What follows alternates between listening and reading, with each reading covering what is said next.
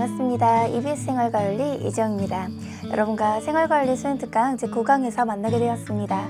이번 강은요, 생명과학과 윤리에 대해서 이론적으로 다루는 강의입니다. 여러분들이 이번 강에서 배우는 내용이 아주 쉬운 내용들이에요. 편안하게 들으시면 되고요. 여러분들이 이론적으로 상당히 어려운 배경 지식이 있어야만 푼다거나 이런 내용은 아닙니다. 편안하게 들어주시고요. 한번 같이 정리하는 것만으로도 시험에서 실제 좋은 결과 있을 수 있는 그런 내용이라고 생각하시면 돼요. 지난 내용들에서 우리는 칸트나 공리주의, 덕윤리와 같은 까다로운 내용들을 지나왔습니다. 이제 응용윤리 파트에 들어오고 나서는 훨씬 내용들이 여러분들에게는 쉽게 느껴지시죠? 그러다가 나중에 환경윤리 주제가 나오면 상당히 또 까다로운 내용들이 또 등장할 거예요. 그래서 난이도에 이렇게 어렵고 쉬운 것들이 마치 이렇게 굴곡처럼 존재할 겁니다. 쉬운 주제라고 해서 무조건 무시하지 않고 꼼꼼히 정리할 때 좋은 결과가 있을 것 같습니다. 자, 그럼 우리 이번에 또 새롭게 시작되는 강 배우기 전에 여러분들과 명언 하나 공유해 볼까요? 이번 강에서 제가 소개할 명언은요, 랜디 포시의 마지막 강의에 나오는 내용입니다.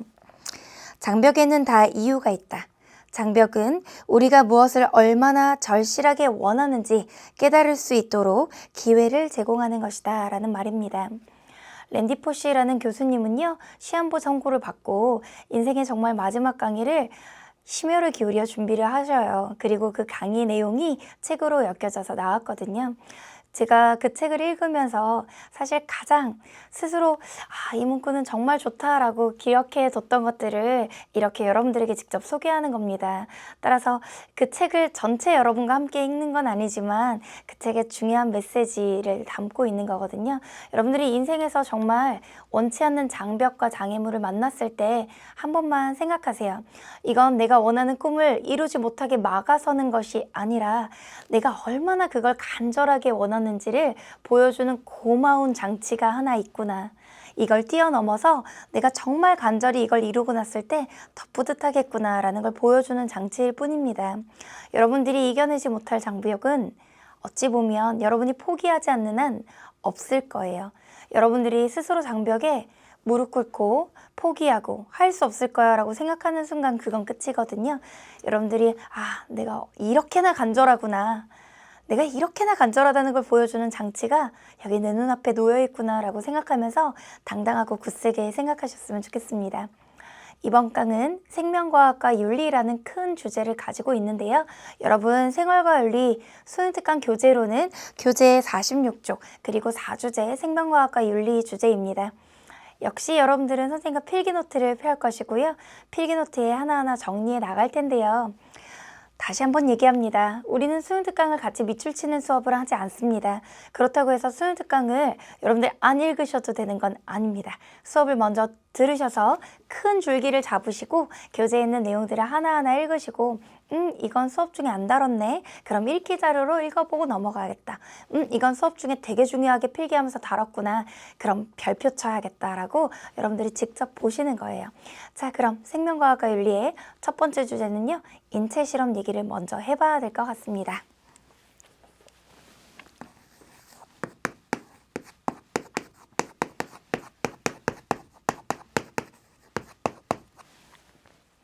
여러분은 혹시 인체 실험과 관련해서 2차 세계대전 중에 있었던 매우 끔찍한 실험들을 들어본 적이 있나요? 독일군에 의해서 나치 수용소에서 유태인을 학살하면서 그들에게 냉동 실험이나 독가스 살포 또는 각종 생화학 무기와 관련해서 실험을 했던 그런 기록들을 혹시 들어본 적이 있으신가요? 또는 만주에서 있었던 일본군에 의한 인체 실험, 세균 부대라고 불리거나 747 부대라고 불리는 그런 부대에서의 인체 실험 얘기를 들어본 적이 있으세요? 그것과 관련된 논의를 우리는 지금 해보려고 합니다. 정말 이루다 묘사하기 힘들 정도의 끔찍한 실험들이 자행됐었고요. 2차 세계대전이 끝나고 나서 전범 재판, 전쟁 범죄자들을 재판하는 전범 재판에서 이 끔찍한 인체 실험을 반성하면서 그들을 벌하면서 일종의 원칙이 만들어졌습니다. 앞으로 인체 실험을 할 때는 이런 것들을 조심하자라는 원칙이요. 그것과 관련된 논의를 좀 정리해 볼게요. 인체 실험과 관련된 지금까지 중요한 사례들은요, 2차 세계대전 중 나치의 수용소나 나치의 수용소나 또는 선생님 방금 언급했던 세균부대 같은 데서 이루어진 비인간적이고 비인도적인 실험들이 있습니다. 자, 이러한 인체 실험들을 우리가 역사적으로 보아왔고 그것들이 얼마나 끔찍한 결과를 냈는지 알기 때문에 인체 실험과 관련된 원칙이 만들어졌어요. 이러한 2차 세계대전 중에 있었던 끔찍한 실험을 반성하고 앞으로는 이러지 말자, 반드시 인체 실험을 해야 될 일이 있다면 다음과 같은 원칙을 지키자라고 하면서 만들어진 인체 실험과 관련된 원칙이 바로 시험 문제에 많이 등장하는 뉘른베르크 강령입니다.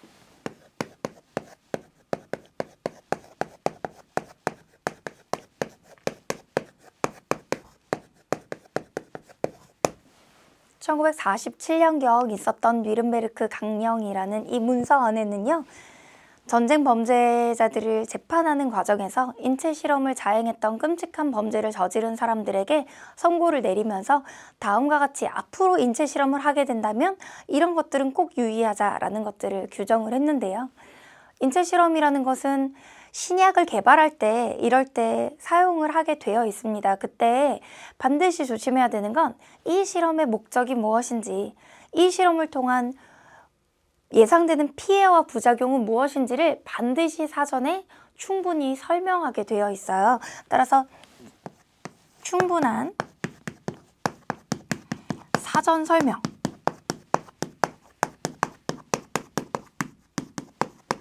이 필요합니다. 이 실험의 연구 목적이라던가 또는 예상되는 피해와 부작용을 실험 이전에 미리 충분히 피실험자에게 고지, 즉 알려야 합니다. 자, 그리고요, 자발적 동의를 얻어야 돼요. 피실험자의 자발적인 동의가 있어야 하는데 그 자발적 동의라는 것이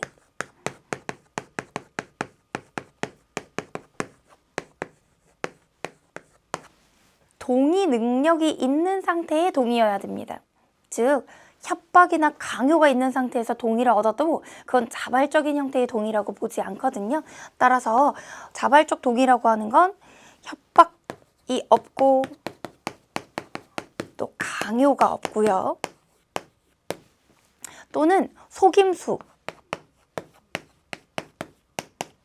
이런 것들이 없는 상태에서, 협박, 강요, 속임수가 없는 상태에서 이루어지는 동의여야 합니다. 우리는 이걸 가지고 온전한 동의 능력이 있어야 된다는 표현으로도 표현할 수 있을 거예요. 이를테면 미성년자이거나 아니면 정말 장기 복역하는 과정에서 사형을 선고받은 사형수들, 이런 사람들에게 사형 집행을 연기하는 전제로 사형 집행을 미뤄줄 테니 인체 실험을 하자, 이런 것도 사실은 온전한 의미에서의 자발적 동의라고 보지 않습니다. 자, 그리고요, 여러분, 인체 실험을 할 때 금전적인 대가를 줘도 될까요? 주면 안 될까요? 금전적인 대가는 주어야 합니다. 왜요?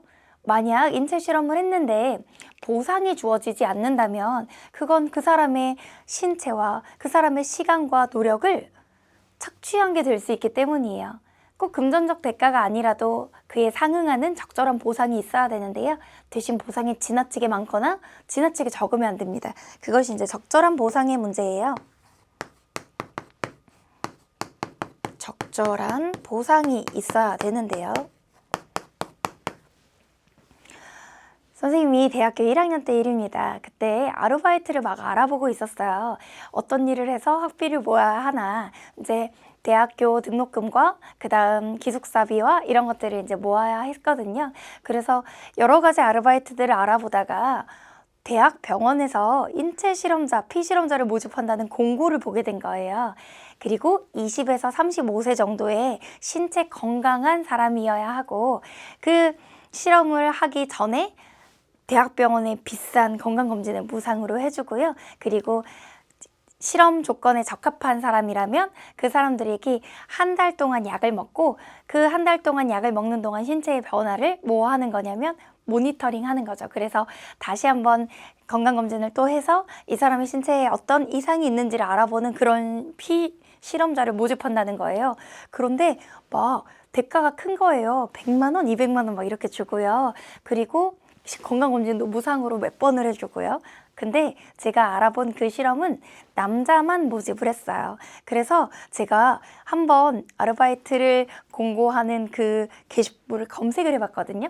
그랬더니 인체 실험이라고 키워드를 검색하니까 신기하게도 의료학과에서도 인체 실험자를 모집한다는 거예요. 피험자를 모집합니다. 이렇게 나와서 제가 모 대학교 의료학과 인체 실험에 자원을 한 거예요. 그랬더니 이제 그런 거예요. 의료학과 박사과정생이었어요. 박사과정생이 신소재 섬유를 이렇게 만들었나 봐요. 그래서 이 옷을 입기 전과 입은 후에 체온 변화를 알고 싶었나 봐요. 그래서 옷을 입기 전에 체온을 정확하게 재고 옷을 입고 난 이후에 체온이 어떻게 변하는지 알아보는 인체 실험이었어요. 근데 시급이 상당히 셌어요. 그때 당시에 제 기억으로는 3만 원인가?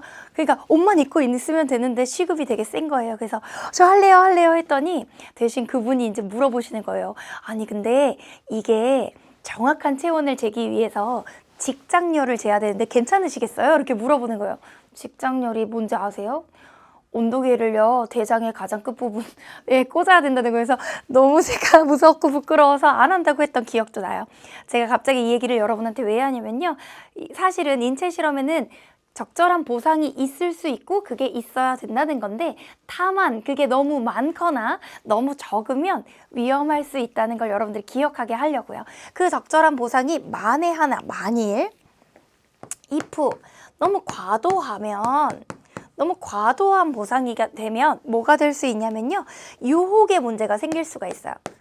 너무 과도한 보상은 유혹의 문제가 생길 수 있고요. 너무 부족한 보상은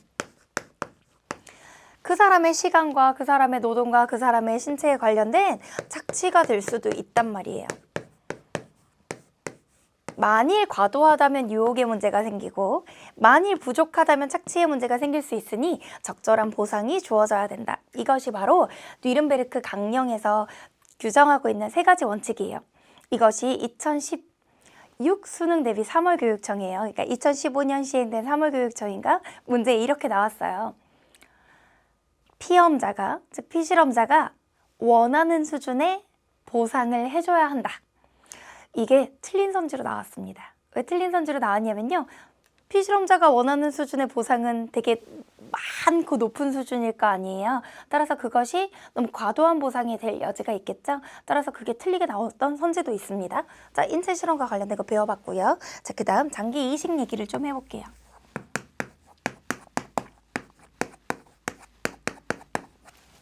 여기가 생명과학과 윤리잖아요. 그러니까 인체 실험, 장기 이식, 인간 복제, 배아 복제, 동물 복제, 유전자 조작 식품 이런 내용들을 다루고 있어요.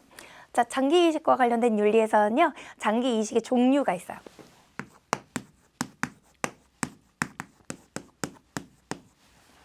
장기 이식에는요, 자가 이식이 있고요. 자신의 신체 조직의 일부를 자신의 다른 신체 조직 쪽으로 옮기는 거예요. 자가 이식.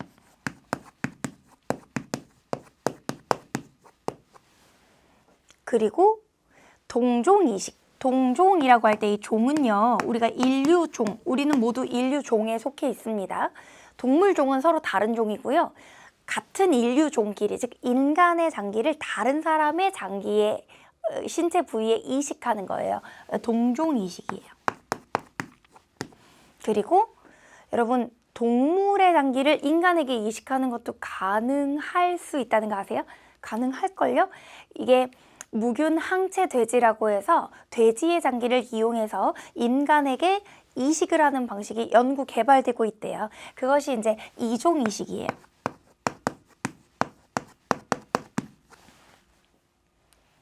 선생님 아버지께서 건강이 안 좋으셔서 이제 병원에 입원을 하셨어요. 그래서 다행히도 수술이 너무 잘 돼서 회복하고 계시는데, 앞에 입원해 있던 젊은 청년이 하나 있었어요. 잘생겼었어요. 근데 왜 너무 건장하고 너무 잘생기고, 네, 제가 너무 사심을, 네, 너무 잘생기고 너무 건장하고 한데 입원을 되게 장기 입원을 하고 있더라고요. 그래서 궁금해서 어디가 안 좋아서 왔는지 선생님 어머니께 대신 물어봐 달라고 이렇게 부탁을 드렸더니 그 아버지께서, 그 청년의 아버지께서 신장이 안 좋으셔서 아들이 아버지께 신장을 이식해 드렸다는 거예요.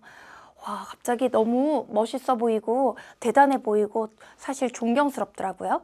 그것이 이제 바로 뭐냐면 동종 이식이 되는 거예요. 같은 인간이 다른 인간에게 이제 주는 이식이 될 거고요. 돼지의 장기가 인간의 장기와 크기가 비슷하대요. 그래서 그 돼지의 장기를 이식하는 방법도 연구 중에 있대요. 대신 동물의 장기가 인간의 몸에 이식되어 오면 그것이 거부 반응이 일어날 수 있기 때문에 그렇게 복제돼지를 이용한 그러한 이식이 연구 중에 있답니다. 그리고 이 기술은 나중에 머지않아 상용화될 수도 있다는 거예요. 참 신기하죠. 우리가 아무래도 생명과학적 지식이나 생명공학적 지식이 많지 않기 때문에 여러분들이 이런 얘기 들으면 사실은 우리가 문과 공부, 사탐 공부를 하다 보면 신기할 거예요. 얼마 전에는 제가 이런 걸 이제 강의해야 돼서 잘 아는 생명과학 선생님께 선생님 생명공학 요즘 신기한 기술들 있나요? 이렇게 여쭤봤어요. 그랬더니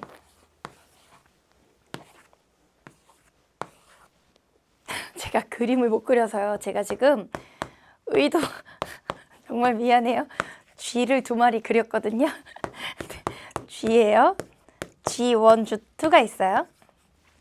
어떤 실험이 있다고 말씀해 주시냐면요. G1과 G2의 목을 이렇게 서로 바꿔서 이식하는 그런 실험이 성공했대요. 너무 신기하지 않아요? 그게 너무 징그럽죠, 그쵸? 근데 제가 일주일 전에 주요 포털에서 기사를 봤더니 이런 실험이 원숭이로도 성공을 했다는 거예요. 네. 어쨌든 생명공학의 세계는 신기하네요. 근데 그것과 관련된 윤리 문제는 없을까요? 그런 것도 사실은 이 주제에서 다루는 내용들이에요. 이 장기 이식 관련해서는요, 관련 윤리 문제들이 다음과 같은 게 있을 거예요.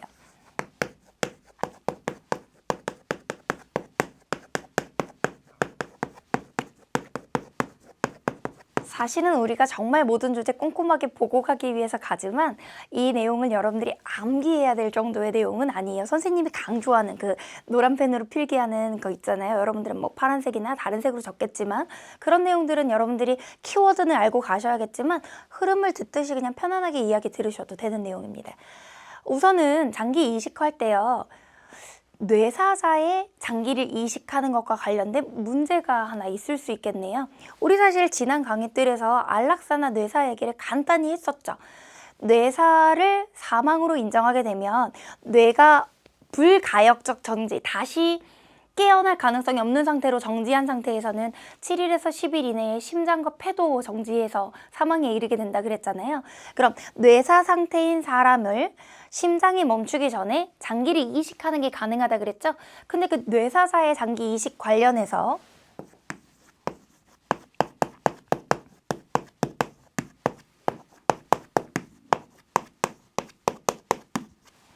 그럼 뇌사자의 장기를 이식하는 것과 관련된 윤리 문제에서는요. 그 장기 이식과 관련된 동의 문제가 아주 중요한 문제로 떠오르겠네요. 동의의 문제. 그러니까 뇌사자가 만약 뇌사 상태에 빠지면 그 사람의 의사를 우리가 알 수가 없잖아요. 그래서 살아있을 때 생전 동의를 할 수가 있고요. 그런데 우리나라의 거의 대부분의 사람은 제가 앞으로 만일 뇌사 상태에 빠지면 저는 저의 장기를 기증하겠습니다라는 동의서나 신청서를 써놓은 사람이 거의 없단 말이죠. 한 해 장기 이식을 기다리는 사람이 수천 명인데 그중 장기 이식을 받을 수 있는 사람은 얼마 되지 않는단 말이에요.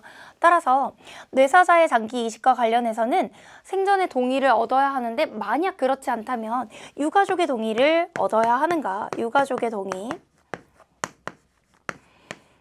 그런데 이렇게 생전의 동의나 유가족의 동의만으로는 원활한 장기 공급이 어렵다 보니 우리가 무엇을 또 생각해 볼 수 있냐면 다른 나라의 경우에는요.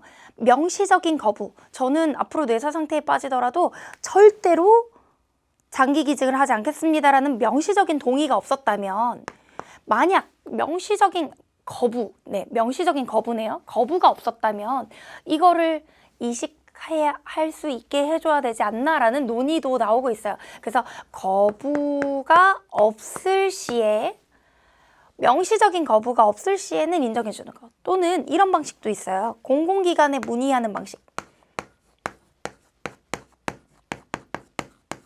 예를 들어 여러분, 이 강의 듣고 있는 여러분 주민등록증 발급 받으셨어요? 이미 발급받은 학생도 있고 아직 아닌 학생도 있을 거예요. 그런데 어떤 나라의 경우에는요, 주민등록증을 발급할 때 혹시라도 뇌사 상태에 빠지면 장기를 기증하시겠습니까를 한 명 한 명 물어보면 동의 의견을 더 명확히 확인할 수 있다 보니 더 많은 장기 기증이 활성화될 수 있다라고 해서 공공기관이 문의하는 방식, 그것 중 예를 들어 이런 여러 방식 중 어떤 것을 선택할 것인가, 이 문제가 관련 윤리 문제 중에 하나의 논의로 있고요. 물론 이거 암기하실 필요 없어요. 이런 논의가 있다는 거고요. 아직 출제가 직접 되지 않았어요. 그리고 살아있는 기증자가 있을 거예요. 뇌사 상태가 아닌, 아까 우리 선생님이 얘기했던 선생님 아버지의 앞자리에 입원해 있던 그 젊은 청년의 경우에는 뇌사 상태가 아닌 살아있는 기증자였잖아요.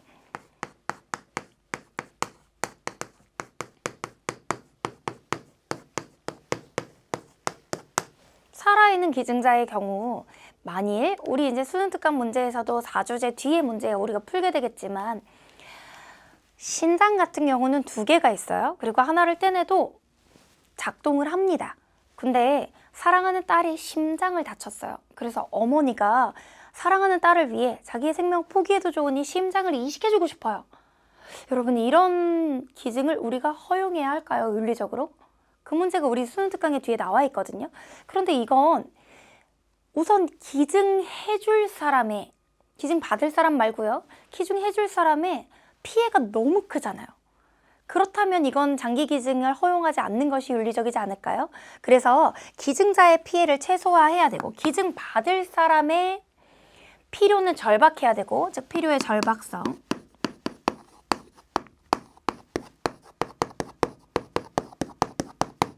그거에 기증해줄 사람의, 기증자의 피해의 최소화.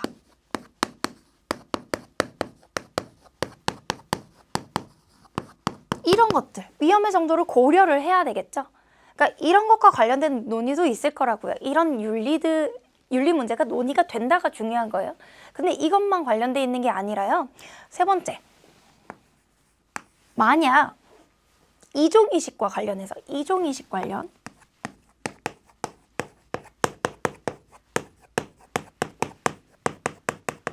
그런 윤리 문제도 있을 거예요. 교과서에 써 있는데 조금 재밌을 수 있어요. 정체성의 문제, 정체성 혼란의 문제. 왜 재밌을 수 있냐면요, 이게 이런 뜻이잖아요. 돼지의 심장을 이식받았어요. 여러분은 돼지예요, 인간이에요? 아, 선생님 당연히 인간이죠. 그래요? 돼지의 뇌를 이식받았어요. 돼지예요, 인간이에요? 네, 이런 거요. 교과서에 써있는 논의인데 참 재미있는 논의긴 하죠. 이제 이것이 이종이식이 만약 연구가 더 많이 발달하게 될 경우 분명히 윤리적인 논의가 필요한 부분일 거란 말이에요. 그것뿐만 아니라 이종이식을 하기 위해서 돼지를 이용한 복제를 할 수도 있고요. 그것과 관련된 장기를 이식하고 난 다음에 그 동물은 죽게 된다면 그럼 동물과 관련된 동물 보호론자들의 논거도 있겠죠. 그러니까 동물을 그렇게 인간의 생명을 구하기 위한 수단으로 전락시켜서 동물을 마구잡이로 이렇게 그들의 권리를 침해해도 되는가, 이런 논리도 있을 거예요. 따라서 이종이식 관련해서는 동물의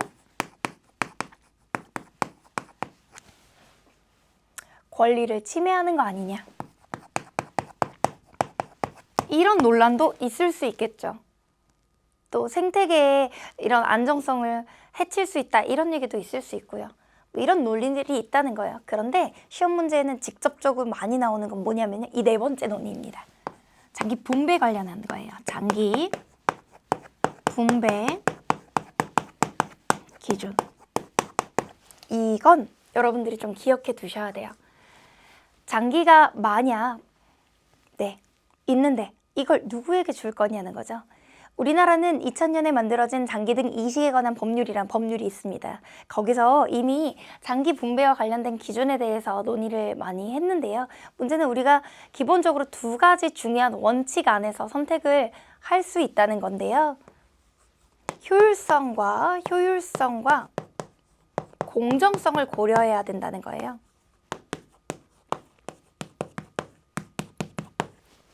효율성과 공정성을 고려해야 된다. 효율성이라고 하는 것은요, 장기가 나왔는데 기다리는 수천 명의 사람들이 있어요. 이 사람들 누구를 주어야 할 것인가 해서 사실 제일 먼저 고려해야 되는 건 이 장기를 이식받았을 때 수술의 성공 가능성이 가장 높은가가 중요하지 않겠어요? 그러니까 즉 성공 가능성과 이식 성공 가능성과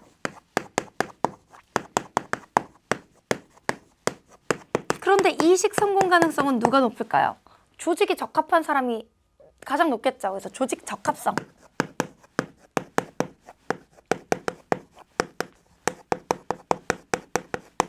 이런 것들을 고려해야 돼요. 그리고 공정성이라는 건 이런 거예요. 이식 적합성이 둘 다 높은 두 사람이 있어요. 조직 적합성도 높고 이식 성공 가능성도 높고 이런 사람이 있다고 칩시다. 그러면요, 한 사람은 1년을 기다렸고 한 사람은 1개월을 기다렸어요.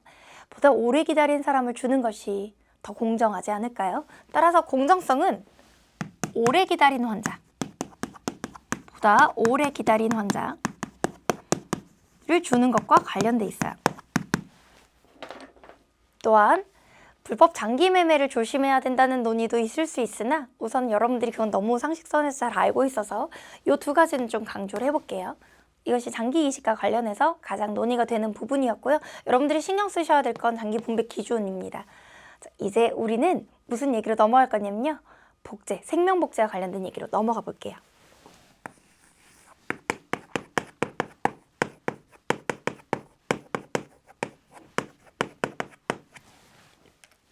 생명복제? 우리 사실 이 얘기를 할 때 빼놓을 수 없는 중요한 내용 중에 영화 아일랜드에서 문제된 내용이 있죠. 아일랜드라는 영화는요, 저 지금 스포일러 할 겁니다. 네, 여러분들 그래서 주의해 주세요. 아일랜드라는 영화에서는요, 부유한 스타가, 네, 여기 스타가 있습니다. 건강이 안 좋아요. 그래서 정말 많은 돈을 내서 자기와 똑같은 인체를 가진 사람을 복제합니다. 그리고 이 복제된 사람은 자신이 원래 자신의 주인이라고 해야 되나요? 그 의뢰인이 있다는 걸 알지 못하고 자신이 좋은 아일랜드에 갈 날만을 기다리고 있죠. 실제 이들 복제 인간의 세계에서 아일랜드라는 것은 이상사회입니다. 그런데 실제로는 이 사람의 장기가 더 이상 쓸모없게 되었을 때 그 장기를 제공하고 죽는 과정이라는 걸 이 복제 인간들이 알게 되죠. 그래서 결국 탈출을 시도한다, 뭐 이런 내용이거든요. 제가 지금 이 영화 아일랜드를 얘기한 이유는요, 인체 복제와 관련한 윤리 문제는 사실 심각한 것이라서 이렇게 사람을 사람으로 복제하는 개체 복제, 하나의 사람을 똑같이 다른 사람으로 복제하는 개체 복제는 윤리적으로 상당히 심각한 문제를 일으킬 수 있다는 얘기예요. 근데 개체 복제만 있는 게 아닙니다. 배아 복제라고 하여 배아 복제 기술을 이용한 것도 있어요. 배아 복제라고 할 때 배아는 뭐냐면요, 간단히만 설명하고 여러분들랑 정규 필기는 다시 할게요. 배아와 태아라는 것은 살짝 이런 차이가 있습니다. 태아는 몸속에 잉태된 존재예요. 즉 임신되어서 수정 후 기간, 임신 기간의 태아인데요.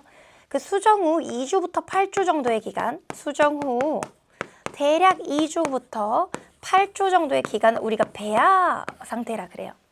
근데 이 배아 상태가 참 신기해요. 여러분, 아이는 어떻게 생겨요? 제가 이 말을요, 학생들한테 맨날 물어보거든요. 너 아이는 어떻게 생기니? 이렇게 물어보면요, 우리 문과생들은 감수성이 참 풍부해요. 얼굴이 빨개지면서요, 사랑해서요, 뭐 이렇게 얘기해요. 제가 원하는 대답은요, 정자와 난자가 결합해서 수정되어 생긴다는 얘기를 듣고 싶었는데 우리 문과 학생들은요, 어젠가 어떤 학생이 남녀가요 같이 여행을 가면요 막 이렇게 시작을 하더라고요. 이게 문과적 감수성인 건데요. 저는 배아라는 얘기를 하기 위해서 이 수정 얘기를 하고 싶어요. 남성의 생식세포와 여성의 생식세포인 정자와 난자가 만나 수정이 됩니다. 그럼 수정란이 생기거든요. 그 수정란이 세포 분열을 해요. 2세포기, 4세포기, 8세포기 이렇게 세포 분열을 하다 보니까 이렇게 배아기가 오거든요. 이 배아기는요 참 신기해요. 하나의 생식세포와 다른 하나의 생식세포가 만나서 하나의 수정란이 생겼거든요. 그것이 세포 분열을 하다 보면 언젠가 그 중에 하나는 눈이 되기도 하고요. 그 중에 하나는 팔이 되기도 하고 그 중에 하나는 다리가 되기도 합니다. 신체 어느 조직으로든 발달할 수 있는 만능세포가 생겨요. 우리는 그 만능세포를 스톰셀, 다른 말로 줄기세포라 그럽니다. 줄기세포 중에 배아줄기세포라고 부르는 줄기세포는요. 정말 인체 어느 조직으로든 분화 가능한 세포예요. 만약 이 배아줄기세포가 조금만 더 연구가 진행이 되면요. 이런 환상과 같은 의료 기술이 생길 수가 있습니다. 어떤 사람이 사고로 심장을 다쳤어요. 총에 맞았다고 칩시다. 그럼 심장에 배아줄기세포를 이식하잖아요. 그럼 그것이 심장으로 생겨나는 거예요. 다시 완벽한 심장이 복원이 되는 거죠. 어떤 사람이 팔을 잃었어요. 그런데 만약 배아줄기세포가 기술이 발달하잖아요. 그럼 팔이 생성될 수도 있는 그런 기술이 줄기세포를 이용한 치료 기술입니다. 난치병 치료에 획기적인 어떤 드라마 같은 치료가 가능해지는데 그것이 배아줄기세포라는 걸 얻는 과정에서 이루어질 거예요. 근데 문제는 그 줄기세포를 얻어내기 위해서는 정말 많은 배아들을 얻어야 되고요. 그러기 위해서 배아 복제 기술이 필요하죠. 그런데 이 배아는 가만히 두면 뭐가 될 수 있는 존재냐면 태아가 되고 나중에 그것이 태어나서 유아가 될 수 있는 존재, 그런 잠재적인 가능성을 가진 존재예요. 그들을 복제해서 줄기세포만 추출한 후 폐기하는 것이 과연 윤리적으로 맞나? 인간이 될 잠재적 존재들을 과연 우리가 죽여도 되나? 이제 이런 논의가 배아 복제 관련 논의고요. 동물 복제도 있어요. 아까 그 이종이식과도 관련된 문제인데요.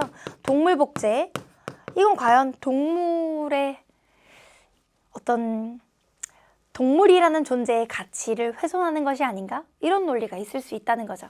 이걸 하나씩 좀 소개를 해볼게요. 자, 1번 정규적으로 여러분 필기할게요. 개체 복제. 사실 이런 논의는 생활관리에서 가장 잘 할 수 있겠죠. 개체 복제라는 것은요. 이런 기술을 이용합니다. 물론 여러분들이 여기까지 안 외우셔도 돼요. 자, 무언가 불임 부부가 있다고 칩시다. 불임, 아이를 가지기 어려운 형태의 고민을 하고 있는 부부가 있다고 칩시다. 자, 아버지가 정자가 없는 상황이라고 칩시다. 그리고 어머니가 난자는 있어요. 난자의 핵을 제거합니다. 핵을 제거하고요. 즉 유전 정보가 들어있는 핵을 제거하고요. 아버지의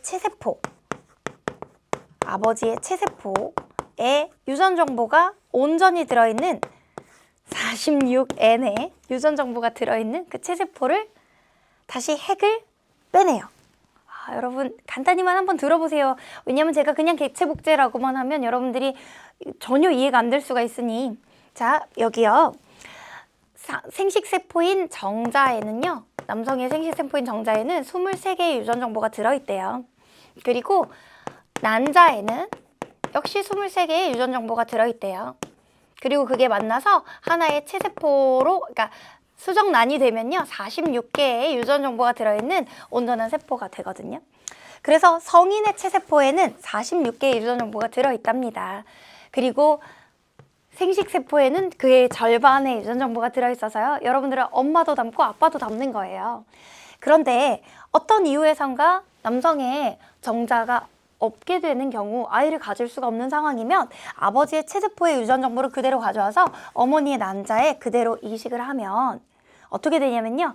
아버지와 유전적으로 동일한 아이가 만들어져요. 이것이 이제 개체 복제 기술의 가장 핵심이거든요. 이러면 뭐가 좋냐? 불임 부부에게, 아이를 가질 수 없는 부부에게 아이를 가질 수 있게 해줘요. 우리가 아이를 갖는다는 걸 다른 말로 생식이라 하거든요. 불임 부부에게 원하는 아이를 가질 수 있게 해줘요. 생식의 자유. 때문에 개체복제를 해야 된다라는 논의가 있는 거예요. 그런데 여러분, 불임 부부가 아이를 가지는 건 정말 좋지만 이 아이가 태어났어요. 이 아이의 인간관계에 혼란이 올 거예요.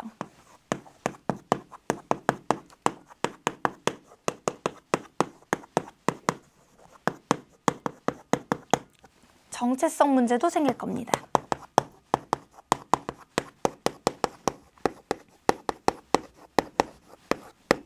왜요? 아버지와 동일한 유전 정보를 가진 아이가 생긴다고요? 유전적으로 동일해요. DNA 안에 정보가 똑같아요. 그럼 저는 태어났어요? 그럼 저분은 저 자신인가요? 아니면 제 아버지인가요? 저기 저를 낳아주신 분은 저희 엄마인가요? 아니면 네, 이런 문제가 생길 수가 있어요. 그래서 이걸 인간관계의 혼란과 정체성의 문제가 생긴다 그러고요. 배아복제는 아까 선생님이 얘기했죠?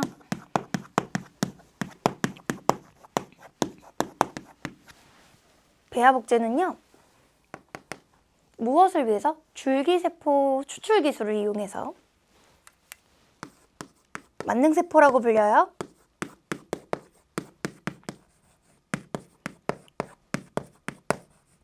수정 후 2주에서 8주 정도 된 배아에서 줄기세포를 추출한 다음에 그 배아는 버려지는 거예요. 폐기되는 거예요. 그럼 곧 인간이 될 수 있는 잠재적 가능성이 있는 존재를 폐기하다 보니 낙태와 비슷하게 낙태 반대 논거가 있겠죠. 우선 이 배아복제를 찬성하는 논거는 난치병 치료에 획기적인 도움이 된다는 거예요. 난치병의 치료로 수많은 사람의 생명을 구할 수가 있습니다. 최대 다수의 최대 행복을 강조하는 공리주의자들 아마 좋아할 겁니다. 결과가 좋다면. 이런 목적에서 줄기세포를 추출하는데요. 문제가 뭐냐. 어쨌든 인간이 될 존재잖아요. 잠재적 존재인 인간을 과연 죽이는 것이 맞냐. 그래서 배아복제 반대 논거를 선생님이 쭉 정리를 해볼게요. 배아복제 반대 논거. 배아도 종의 구성원이라는 거예요. 배아도 인류 종. 아까 왜 동종이식, 이종이식 할 때요. 인류 종의 구성원. 논거가 있고요. 그리고 배아가 태아가 돼서 유아가 될 때까지 어떤 선명한 경계선이 없는데, 아니 유아랑 배아랑 이렇게 연속적인 과정이거든요. 근데 선명한 경계선이 없는데 여기까지는 그냥 세포덩어리 이렇게 쪼갤 수 있냐는 거예요. 이게 연속성 논거예요. 연속성 논거. 계속성 논거라고도 표현할 수 있겠네요. 그리고 어차피 배아나 태아나 앞으로 태어날 유아는 동일한 존재 아닌가요? 그런데 배아만 그냥 줄기세포를 취하고 버려도 된다 이러면 동일성 논거? 동일성의 원칙에 따르면 사람을 죽이면 안 되는 것처럼 그 사람의 원래 존재인 태아도 죽이면 안 되고 그럼 배아도 죽이면 안 되는 게 되잖아요. 동일성 논거. 배아는 잠재적으로 인간이 될 가능성을 가진 존재이다. 잠재성 논거.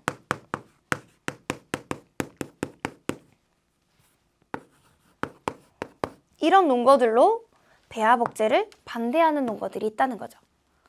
동물복제 관련해서도요.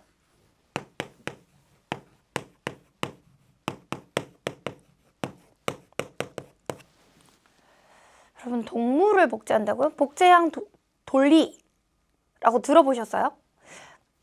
또는 뭐 스누피라 그래서 서울대에서 수의학과인가 무슨 연구팀이요. 복제개를 만들기도 했었대요. 네, 근데 이런 동물 복제 여러분 괜찮은가요? 인간이 소중하다면 동물도 쾌락과 고통을 느낄 수 있는데, 왜냐면 동물도 아프면 울잖아요. 그리고 동물도 즐거우면 막 혓바닥을 헤헤거리면서 좋아하잖아요. 이렇게 쾌락과 고통을 느낄 수 있는 존재를 인간과 차별하는 게 과연 옳을까요? 이런 거 우리가 종차별 논란이라 그러거든요. 종차별. 종이 다르다고 해서 동물을 마음껏 복제해도 되는가? 이걸 종차별 논란이라 그래요. 종을 차별하면 안 된다라는 학자들이 있단 말이에요. 그런 학자들이 이게 중요한 학자인데 지금 여기서 자세히 다루지 않을 거예요. 왜요? 나중에 너무 중요하게 또 나와요. 환경윤리에서. 그래서 간단히만 다룰게요. 피터 싱어. 네. 피터 싱어 교수님이에요. 피터 싱어. 지금 생존해 계세요. 건강하시고요. 프린스턴 대학교 교수님이시거든요. 한국에도 가끔 오시고요. 한국의 언론 인터뷰도 자주 하셔요. 생활관리에서 정말 중요하게 나오는 그런 학자분이세요. 근데 이 피터 싱어 교수님께서 동물과 인간은 둘 다 쾌락과 고통을 느끼니까 종차별을 해서는 안 된다. 평등하게 고려해줘야 된다. 피터 싱어의 평등의 원리. 여기서 자세히 안 다룰 겁니다. 왜요? 나중에 또 다루게 돼요. 선생님 생활과 윤리 수능 개념에서는 개념 강의에서는 이거 여기서 안 적어주셨는데 왜 수능 특강에선 적어주세요? 그럼 수능 특강 필기 막 다시 다 해야 돼요? 이렇게 물어보는 학생들이 있는데요. 여러분들 제가 잠깐 주제상 재배치하는 내용은 있어도요. 빼놓는 내용은 없어요. 이것이 뒤에 가면 다시 나올 내용이고 수능 개념에서도 이미 환경윤리에서 다루는 내용이었습니다. 그래서 평등의 원리가 적용이 돼야 돼요. 이런 것이 생명복제 관련 논의거든요. 우리는 그래서 생명복제에 대한 생명윤리 관련된 원칙만 정리하고 이번 강 정리할 거예요. 선생님 여기다 좀 적을게요. 심화라고 해서 요거 끊고 심화. 이 내용은 선생님 개념에서 안 적은 거 맞아요.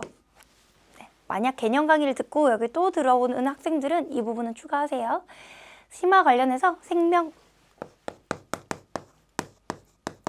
윤리의 원칙, 생명윤리의 4가지 원칙을 정리할 거예요.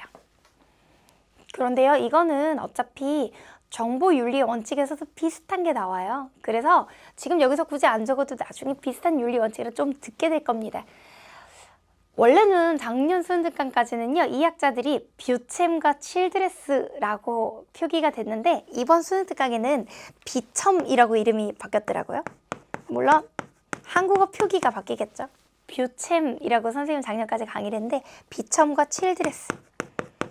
학자 이름 안 중요해요.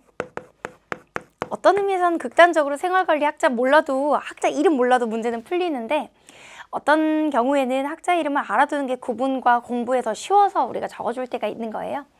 생명윤리의 4가지 원칙을 얘기합니다. 자율성의 원칙,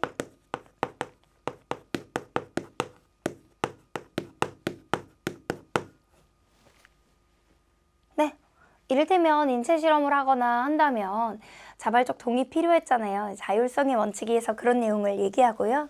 2번째, 악행 금지의 원칙이에요. 다른 말로 해악 금지의 원칙이라고 부르기도 하고요. harm principle이라고 부르기도 하는데요. 악행 금지의 원칙.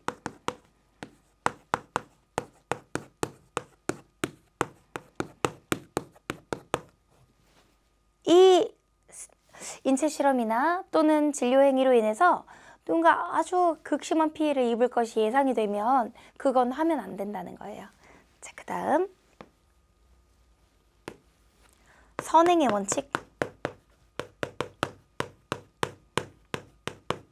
피험자나 또는 치료받는 사람의 이익을 증진시키는 그런 행위를 해야 된다는 거예요. 4번째, 정의의 원칙.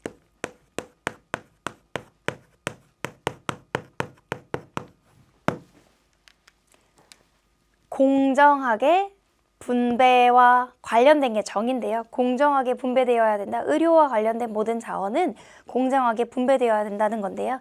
암기하실 필요는 없고요. 문제 나올 때도 암기해서 풀어야 되는 문제가 나오지 않습니다. 주어진 자료를 비문학 독서처럼 읽어 내려가면서 풀 수 있는 내용이 나올 거예요. 자, 여기까지 우선 추가를 좀 해봤어요. 수능 특강에 나와 있는 내용인데요. 나중에 이런 비슷한 원칙, 정말 내용까지 다 똑같은 원칙이 정보사회와 윤리에서 한번 또 소개가 되거든요. 자, 여기까지 해서 우리는 생명과학과 관련된 윤리 얘기를 배워봤어요. 자, 처음에 시작할 때는 인체 실험과 관련된 윤리를 먼저 배웠고요. 뉘른베르크 강령이라는 중요한 강령을 배웠어요. 근데 여러분, 뉘른베르크 강령은요, 뉘른베르크 강령과 함께 비슷한 내용의 헬싱키 선언과 나오기도 하거든요. 저거는 줄게요. 여러분들도 혹시 추가할 수 있다면 뉘른베르크 강령과 헬싱키 선언을 또 하나 적어두세요. 헬싱키 선언이라는 그 명칭 자체가 중요하진 않은데요. 의사들이 모여서 우리 앞으로 환자에게 충분한 동의 능력이 있는지, 그리고 설명을 했는지 이런 것들을 고려해서 환자의 이익에 부합하는 실험을 하자, 이런 선언을 하기도 했었습니다. 그리고 여러분들 선생님과 장기 이식 관련해서 배워봤죠? 장기 이식 관련해서는 장기 분배 기준이 중요하다는 얘기했던 것도 기억할 겁니다. 자, 더 중요한 내용들은 사실은 여러분들이 문제 풀면서 선생님과 직접 적응해 보시는 거거든요. 배울 때는 전혀 어렵지 않았잖아요. 이 내용이 여러분들을 괴롭히지는 아마 않을 겁니다. 그러니까 선생님과 수능 특강에 예고된 문제들을 같이 꼼꼼히 다음 강에서 풀어보는 것만으로도 여러분들 이 주제는 아마 온전히 자신의 것으로 만들 수 있을 거예요. 자, 이제 다음 강 벌써 10번째 강입니다. 10번째 강에서는요, 수능 특강 4주제에 있는 문제들을 총 많이 만나보게 될 텐데요. 기본 문제와 실전 문제 나뉘어져 있는 내용이고요. 선생님과 같이 푸셔도 되고, 여러분 성격상 먼저 풀어보고 해설 듣는 게 편하다면 먼저 풀어오셔도 괜찮습니다. 여기는 필수적으로 풀어와야만 되는 주제는 아니라서 저랑 같이 풀러가도 괜찮아요. 자, 그럼 다음 강으로 가서 만나보도록 하겠습니다. 다음 강에서 만나요.